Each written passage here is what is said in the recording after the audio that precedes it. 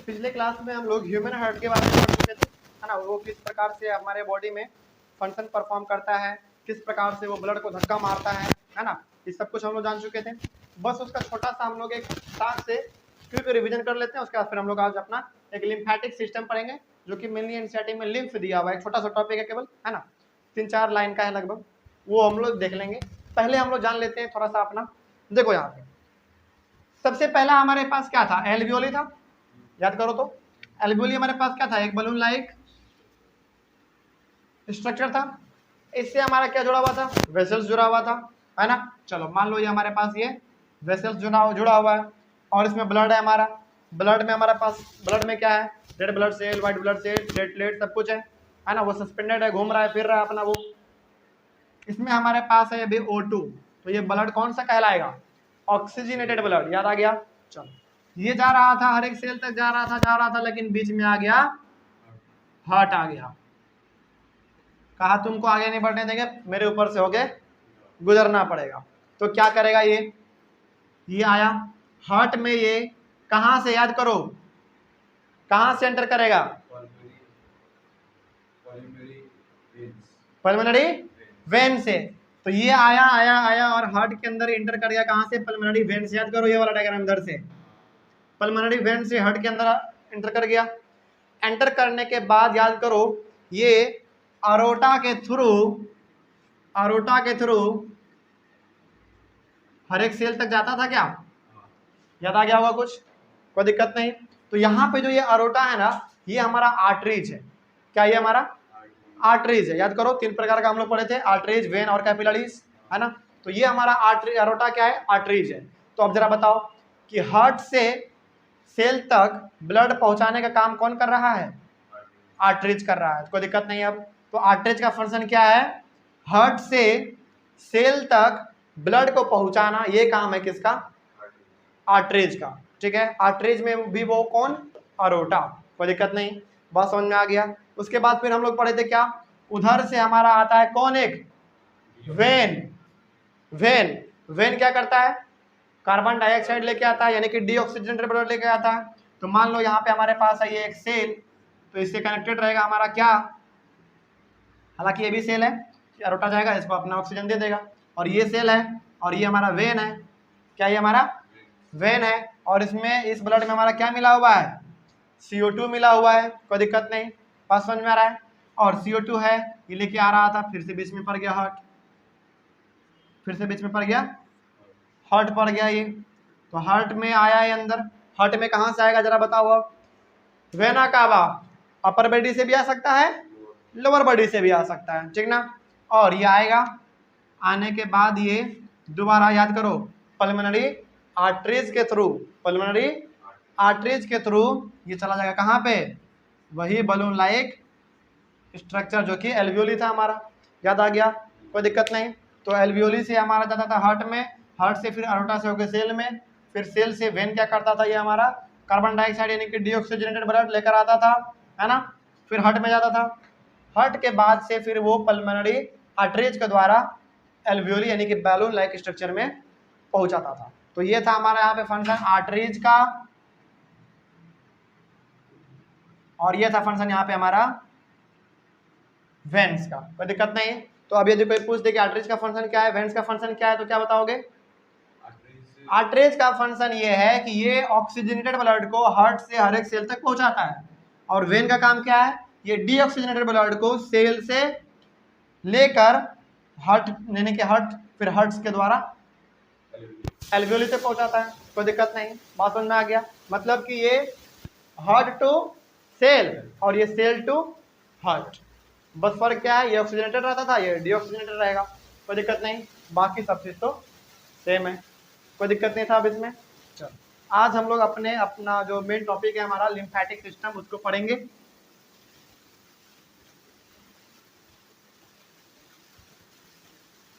अच्छा, कैपिलरीज का क्या फंक्शन था जरा बताओ। कैपिलरीज इन दोनों को आपस में ज्वाइन करके रखता था, है ना। चलो अभी जानते हैं आखिर ये काम किस प्रकार से करता है अपना, है ना। चलो सबसे पहले तो हम लोग एग्जांपल लेंगे यहाँ पे। मान लो ये हमारा था अरोटा, ध्यान से सुनना। ये हमारा क्या है, अरोटा। और ये अरोटा कहां से कहां जाएगा, हार्ट से, हार्ट से याद करो भाई अरोटा है ऊपर वाला जो था यहाँ पे लिखा हुआ है ना। तो ये अरोटा ऑक्सीजनेटेड ब्लड को लेकर कहां जाएगा, हर एक सेल तक जाएगा, है ना। चलो मान लेते हैं कि यहाँ पे जो है हमारा बहुत सारा सेल है, बहुत सारा हमारा यहाँ पे सेल है, ठीक है, कोई दिक्कत नहीं। अब देखो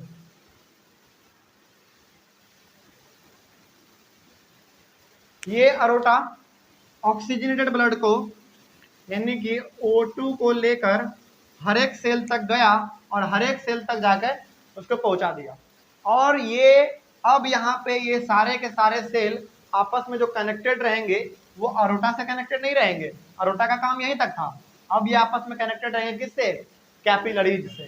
कोई दिक्कत, तो ये सारे के सारे आपस में कनेक्टेड रहेंगे किससे, कैपिलरीज से कनेक्टेड रहेंगे, ठीक है। ये लिम्फेटिक सिस्टम हम लोग पढ़ने जा रहे हैं, याद रखना, है ना। मतलब क्या देख रहे हो यहाँ पे, मतलब ये देख रहे हो कि सारे के सारे सेल आपस में कनेक्टेड है किससे, कैपिलरीज से कनेक्टेड है ना। तो ये जो तुम रेड कलर का यहाँ पे देख रहे हो यही है हमारा क्या, कैपिलरीज। क्या है ये हमारा, कैपिलरीज है, ठीक है। अब अरोटा अपना यहाँ पे तक पहुंचा दिया, ये हमारा सेल था। अब इस सेल से एज अ वेस्ट प्रोडक्ट क्या निकलेगा, CO2 निकलेगा, यानी कि कार्बन डाइऑक्साइड निकलेगा। और ये लेकर कौन आएगा, वेन आएगा। कौन लेकर आएगा, वेन, वेन लेकर आया। और ये अरोटा हमारा मेनली क्या था, एक आर्टरीज था। कोई दिक्कत नहीं, बात समझ में आ रहा है। तो ये अपना ऑक्सीजन उसको पहुंचा दिया, कैपिलरीज सबको आपस में कनेक्ट करके सभी के पास पहुंचा दिया। अब इससे जो हमारा कार्बन डाइऑक्साइड निकलेगा जो वेस्ट प्रोडक्ट, वो वेन क्या करेगा, कैप्चर कर लेगा और फिर उसको लेके वेना कावा के थ्रू हार्ट में चला जाएगा। कोई दिक्कत नहीं है समझने में। अरोटा, हाँ हाँ, अब सुनो, ये अरोटा लेकर आया अपना ऑक्सीजन, है ना। ये आर्टरी क्या करेगा, अब अलग अलग झिल्ली टाइप में, अलग अलग बहुत ही छोटे छोटे झिल्ली टाइप में बट जाएगा, है ना। हाँ, और उसी को हम लोग कहेंगे कैपिलरीज। हाँ बिल्कुल वही चीज है। जैसे ये आया, अब ये क्या करेगा, अरोटा अपने अलग अलग पार्ट में डिवाइड हो जाएगा, उसी को हम लोग कह देंगे कैपिलरीज। और वो कैपिलरीज हर एक सेल से क्या रहेगा, कनेक्टेड रहेगा, कोई दिक्कत नहीं। वही चीज इधर भी होगा, ठीक ना। ये कार्बन डाइऑक्साइड को जो कर लेगा। ये समझ में आ गया। अब समझ में आ जाएगा कि अब हम लोग लिम्फेटिक सिस्टम क्या है। यहां तक तो हमारा मेनली वही चीज था जो हम लोग पढ़ चुके हैं। अब समझना जरा ध्यान से, चूंकि ये ब्लड है और इस ब्लड के अंदर प्लाज्मा होगा, प्लाज्मा लिक्विड ही तो है, रेड ब्लड सेल होगा, व्हाइट ब्लड सेल होगा, प्लेटलेट होगा, है ना। फिर ये अरोटा डिवाइड हो गया अलग अलग कैपिलरीज में। अब बहुत बार क्या होता है ना कि इस कैपिलरीज में पोर्स होता है, बहुत छोटा छोटा छेद होता है ना। उस छेद से बहुत हद तक जो प्लाज्मा है वो हमारा नीचे गिर जाता है। क्या हो जाता है, नीचे गिर जाता है। जो सेल के बीच में स्पेस देख रहे हो ना, इसके बीच में गिर जाता है इस प्रकार का, मान लो लीकेज हो जाता है उसमें, है ना। चलो इसको समझते हैं जरा ध्यान से। तो कैपिलरीज क्या लेके जा रहा था, हर एक सेल तक ब्लड लेके जा रहा था, और ब्लड ले जाने के रास्ते में मिल गया उसको कैपिलरीज, और कैपिलरीज में बहुत छोटा छोटा छेद होता है, होल होता है, पोर्स होता है। उससे क्या हुआ, हमारा प्लाज्मा नीचे गिर गया। अब चूंकि प्लाज्मा गिर गया, इसका मतलब उस प्लाज्मा में क्या होगा जरा बताओ तो। प्लाज्मा गिरा है तो प्लाज्मा में क्या होगा, प्लाज्मा में हमारे पास रेड ब्लड सेल होगा, व्हाइट ब्लड सेल होगा, प्लेटलेट होगा। बात समझ में आ गया। हाँ ब्लड गिला, और ब्लड ही तो हमारा क्या है, प्लाज्मा है, वो लिक्विड है तो उसको हम लोग कह दिया प्लाज्मा। है ना। और चूंकि प्लाज्मा गिरा और हम लोग पढ़ चुके हैं कि प्लाज्मा में ही हमारा सस्पेंडेड रहता है, यानी कि लटकता रहता है कौन, red blood cell, white blood cell और प्लेटलेट। अब ये सारा का सारा चीज क्या हो गया, यहाँ पे हमारा गिर गया ना। अब चूंकि ये सेल में जाना चाहिए था, सेल में ना जाकर ये बाहर गिर गया, चूंकि ये बाहर गिर गया तो ये क्या हो गया, वेस्ट प्रोडक्ट हो गया। हमको क्या करना पड़ेगा, इसको बाहर निकालना पड़ेगा, है ना। अब जरा बताओ बाहर निकालने के लिए क्या करेंगे, जरा बताओ हमको, नहीं मालूम है। अब समझते हैं जरा ध्यान से।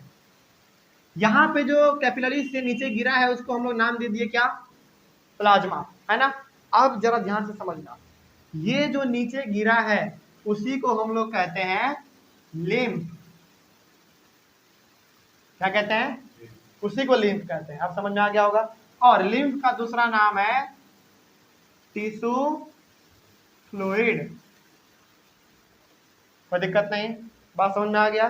तो आपको ये पूछ दे कि लिम्फ क्या है, तो लिम्फ क्या है, कैपिलरीज के पोर्स से जो छोटा छोटा छेद था उससे जो हमारे यहाँ पे प्लाज्मा गिर गया, जो कि लिक्विड वहां पे क्रिएट हो गया, उसी को हम लोग कहते हैं लिम्फ या फिर टिश्यू फ्लूइड। और उसमें हमारा रहेगा क्या, रेड ब्लड सेल रहेगा, व्हाइट ब्लड सेल रहेगा, प्लेटलेट रहेगा। और चूंकि इसको जाना चाहिए था हर एक सेल में ना जाकर ये नीचे गिर गया, तो ये हमारा क्या, एक वेस्ट प्रोडक्ट बन गया। कोई दिक्कत नहीं, बात समझ में आ रहा है।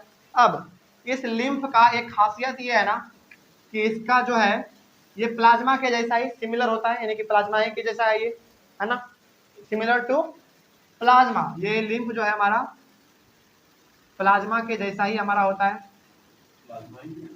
वो प्लाज्मा ही है, लेकिन प्लाज्मा से ये थोड़ा सा डिफरेंट होता है। क्यों होता है अभी बताएंगे। सिमिलर टू प्लाज्मा, है ना, लेकिन ये कलरलेस होता है,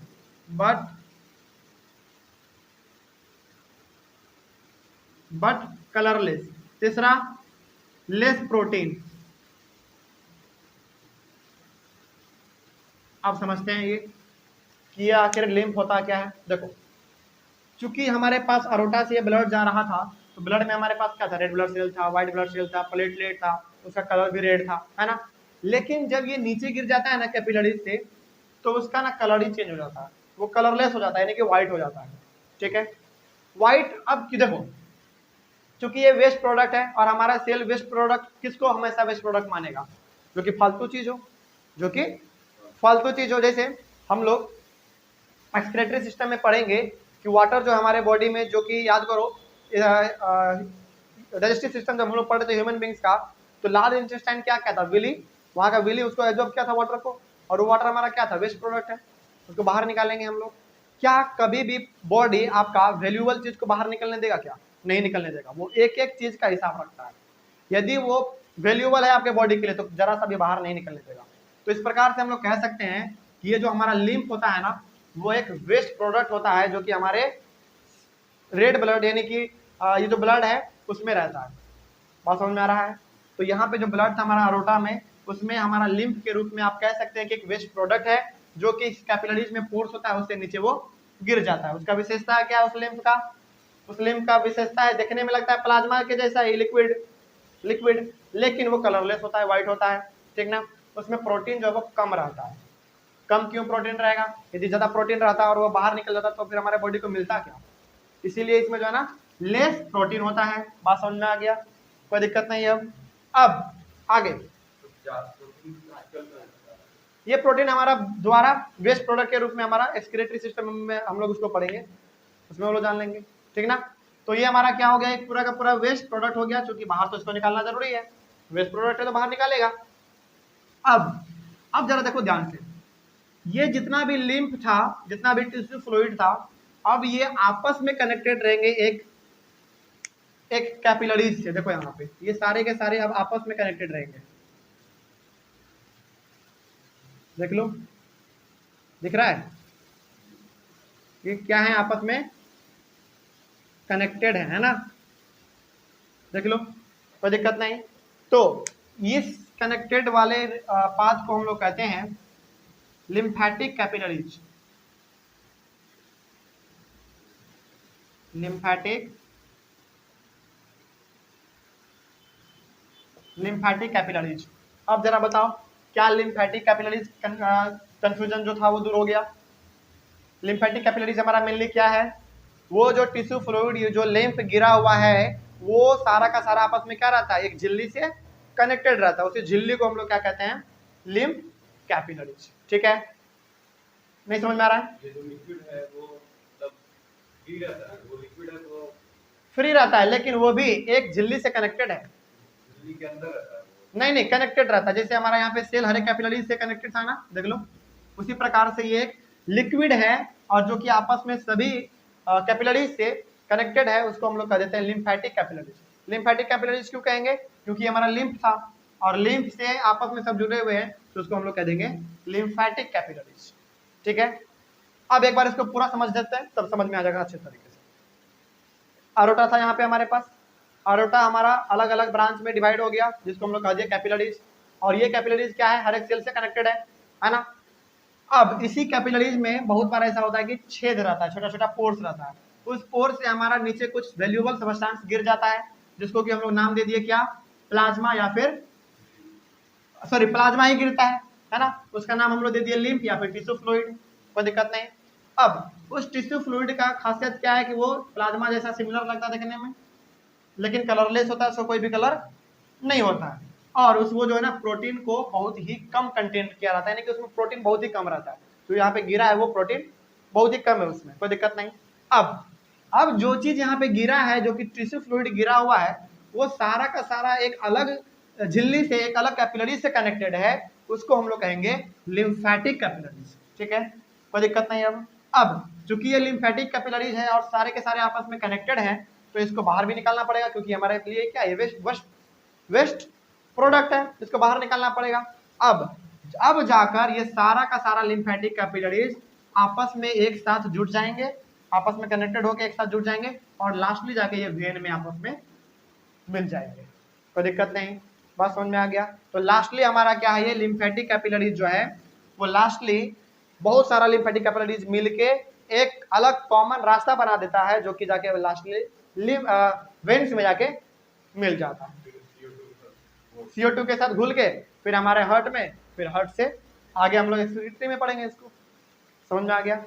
कोई दिक्कत नहीं। अब तो यही था हमारा पूरा का पूरा लिम्फेटिक सिस्टम, यानी कि लिम्फ के बारे में। अब इसमें यदि कोई डाउट है तो पूछो, कहीं पे भी कोई डाउट है? डाउट ये जैसे लिक्विड है, मान लीजिए जैसे लिक्विड रहेगा वहां पर, हाँ, तो लिक्विड वेन से कैसे जुड़ा? नहीं बिल्कुल है। अब देखो, हमारे बॉडी में लिक्विड है तो इसका मतलब ये नहीं कि वो ऐसी तरीके से बह रहा है, ऐसा नहीं। वो सारा का सारा किसी न किसी झिल्ली से कनेक्टेड है, वो आपको मालूम नहीं चल रहा होगा, लेकिन सारा का सारा आपस में कनेक्टेड है। आपको क्या लगता है, आपके बॉडी में यदि वाटर है तो ऐसे कहीं पे भी बिखरा पड़ा है? जैसे हमारे बॉडी में वाटर है तो क्या वो कहीं पे भी बिखरा पड़ा हुआ है? नहीं, वो बिखरा हुआ नहीं है, वो सारा का सारा आपस में कनेक्टेड है। और वो कनेक्टेड जो है वो हमारा कैपिलरी से कनेक्टेड है। उसी प्रकार से यहाँ पे हमारा सारा सेल कनेक्टेड था, किससे? कैपिलरी से कनेक्टेड था, कोई दिक्कत नहीं। यदि कनेक्टेड नहीं रहता तो ऐसा हो सकता था ना कि हम लोग ऐसे सर किए, सारा का सारा सेल सर के उधर आ जाता, लुढ़क जाता है ना। हम लोग हाथ को ऊपर कर रहे हैं तो सारा का सारा सेल हाथ का नीचे आ जाता, ऐसा तो होता नहीं है। लेकिन कनेक्टेड है तभी तो उसको होल्ड किए हुए वहां पे। उसी प्रकार से हर एक सेल आपस में क्या है, कनेक्टेड है, उसको हम लोग कहते हैं कैपिलरीज। और बहुत बार होता है क्या, इस कैपिलरीज में छेद रहता है, मान ली वो रहता ही रहता है, तो उससे हमारा नीचे क्या गिर जाता है, प्लाज्मा गिर जाता है, जिसको हम लोग नाम दे दिए लिम्फ या फिर टिश्यू फ्लूइड। उसका ये कुछ विशेषता था, खासियत था। और वो लिम्फ जो यहाँ पे गिरेगा उसमें रेड ब्लड सेल भी रहेगा, व्हाइट ब्लड सेल भी रहेगा, प्लेटलेट्स भी रहेगा, कोई दिक्कत नहीं है। और ये सारा का सारा लिम्फ या फिर टिश्यू फ्लूइड जो यहाँ पे रेड कलर का गोल गोल गोल देख रहे हो, ये सारे फिर आपस में कनेक्टेड रहते हैं। उस झिल्ली को हम लोग कहते हैं लिम्फेटिक कैपिलरीज। और ये लिम्फेटिक कैपिलरीज, बहुत सारे लिम्फेटिक कैपिलरीज आपस में मिलके एक नया रास्ता बना देते हैं, और वो रास्ता जाके मिल जाता है किसमें, हमारा लास्टली वेन में। और वो टिश्यू फ्लूइड या फिर लिम्फ वेन में CO2 के साथ मिलके हमारा दोबारा जो है वो एल्वियोली में आता है। उसके बाद फिर क्या फंक्शन है ये हम लोग एक्सक्रीटरी सिस्टम में आगे अपना देख लेंगे, लेकिन यहाँ तक तो समझ में आ गया होगा। ये हमारा पूरा का पूरा सिस्टम था एक किसका, लिम्फ का। बात समझ में आ गया? चलो आज का क्लास हम लोग यहीं पे ओवर करेंगे, और नेक्स्ट क्लास में हम लोग ट्रांसपोर्टेशन इन प्लांट्स के बारे में पढ़ेंगे। कोई दिक्कत नहीं, समझ में आ गया? चलो आज का क्लास यहीं पे ओवर करेंगे। Thank you very much.